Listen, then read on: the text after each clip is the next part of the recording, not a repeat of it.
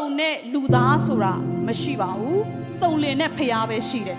ကျမတို့သတ်မှတ်ထားတဲ့အကောင်းဆုံးတော့ဖရားပေးချင်မှပေးမယ်ဒါပေမဲ့သူသတ်မှတ်ထားတဲ့ကျမတို့ဘဝအတွက်အကောင်းဆုံးကိုဖရားပေးတယ်အဲ့ဒီစူးတွေရှိတဲ့အတွက်ကြောင့်မထောင်လွှားပဲနဲ့ဖရားသခင်ထံတိုးဝင်နိုင်တာဖြစ်တယ်သင်မာနအယမ်းကြီးလုံးရင်သင်မာနကိုရိုက်ချိုးမဲ့သူကိုဖရားသခင်အနီးကပ်ပေးတယ်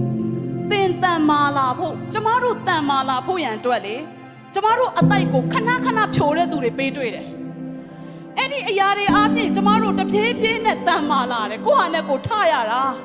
ဖျားရဲ့ဖျားရှိမှဒူးထောက်တတ်ဖို့တိုးဝင်တတ်ဖို့အမျိုးမျိုးသောအခြေအနေတွေဟာဖျားသခင်ပေးထားတဲ့စူးတွေပဲ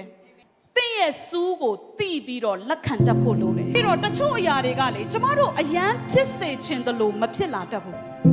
စိတ်မပြတ်နဲ့အချိန်မရောက်သေးလို့လည်းဖြစ်နိုင်တယ်လို့အဲ့ဒါစူးလည်းဖြစ်နိုင်တယ်အဲ့တော့ဒီနေ့ကျမတို့အယမ်းဖြစ်ခြင်းတလို့တချို့အရာတွေကမဖြစ်လာဘူးဒါပေမဲ့ဘုရားသခင်ဟာသင်အတွက်အကောင်းဆုံးကိုအမြဲတမ်းလုပ်ပေးနေတဲ့ဖခင်ဖြစ်တယ်ဆိုတာမမေ့ပါနဲ့ဟာလေလုယာ